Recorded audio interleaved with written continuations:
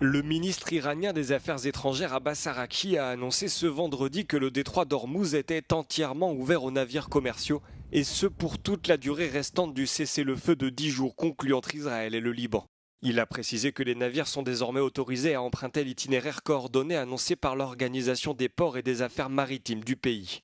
Quelques minutes plus tard, Donald Trump a confirmé la réouverture de cette voie navigable, mais a précisé que le blocus naval restera en vigueur en Iran jusqu'à ce que les négociations soient à 100% terminées.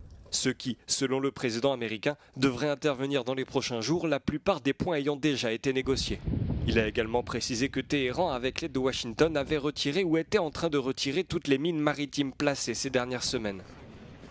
Cette annonce intervient alors qu'une coalition d'une quarantaine de pays, dont certains membres de l'OTAN, se réunissait à Paris pour préparer un plan visant à rétablir la navigation dans le détroit d'Ormuz de manière pérenne. Le président français Emmanuel Macron, le Premier ministre britannique Keir Starmer, le chancelier allemand Friedrich Merz et la première ministre italienne Giorgia Meloni ont insisté sur le fait que cette mission sera strictement défensive.